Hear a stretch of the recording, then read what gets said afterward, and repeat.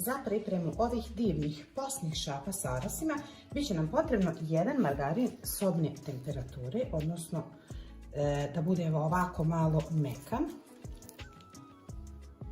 I tu ćemo ubaciti jedan vanilin šećer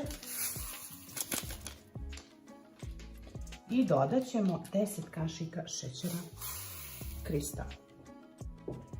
Sada to trebamo da sjedinimo. Vi možete to i u mikseru raditi, mada i sa rukom je jako lagano.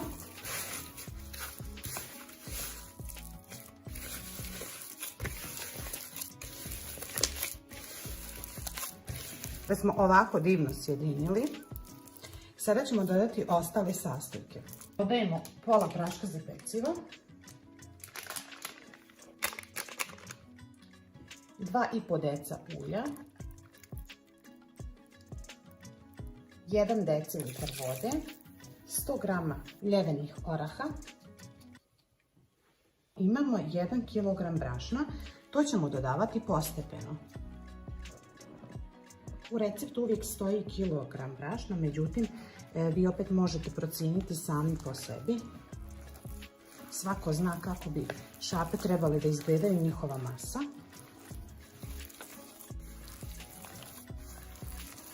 I uvijek dodajemo po malo. Brašno je najbolje dodavati u intervalima, odnosno u više navrata, kako bih vam ove šapice tako bile fine i da se svi sastojci onako sljube.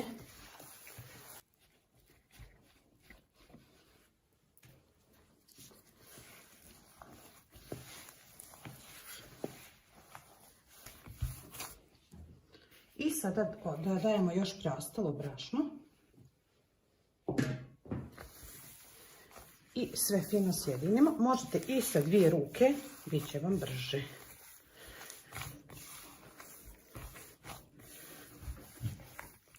Masa tako divno miriše i ona je tako podatna. Iako su šapice posne, one su znači fenomenalne. Da znate kako u rukama ovo toliko lijepo prolazi, znači predivno.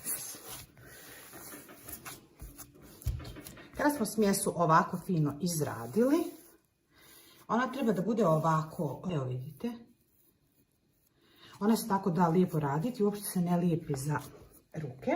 Nam potrebne sada naši kalupići koje ćemo da punimo i pripremit ćemo jedan pleh gdje ćemo to da redamo.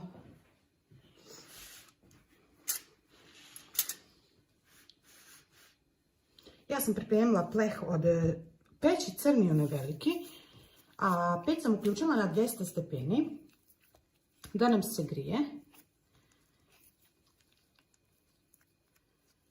I sada ćemo da napunimo naše šapice. Najbolje vam pritisnite ovako dlanom da vidite da li ima ovih i samo ih skinete sa strana.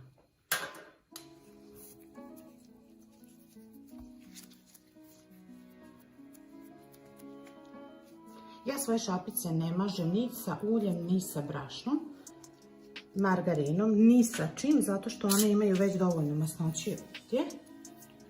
Ali ako se neko plaši, neka pospe, jer sam vidjela većinu da uvalja se, odnosno ubaci se u brašno.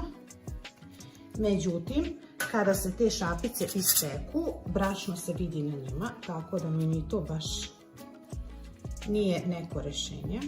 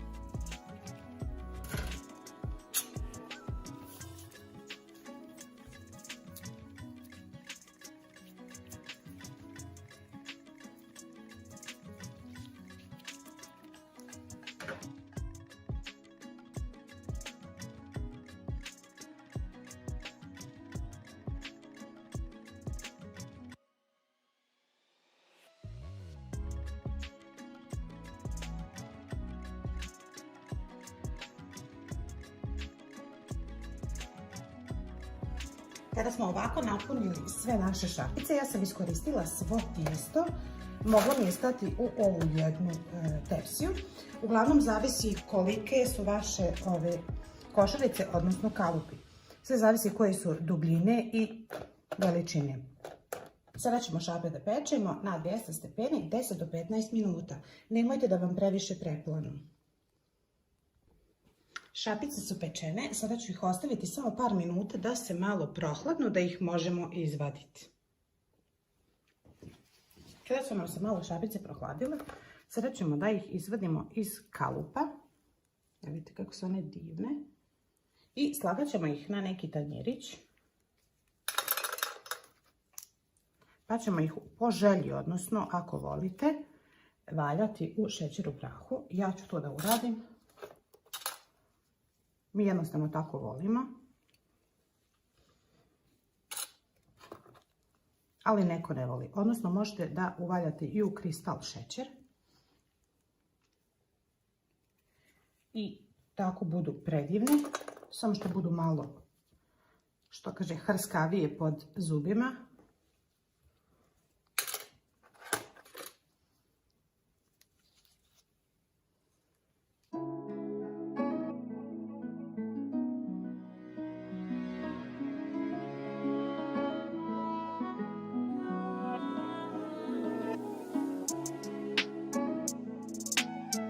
Sada ćemo naše šape da valjamo u šećer u prahu. Biće vam dovoljno nekih 100 grama šećera u prahu, nema potrebe više.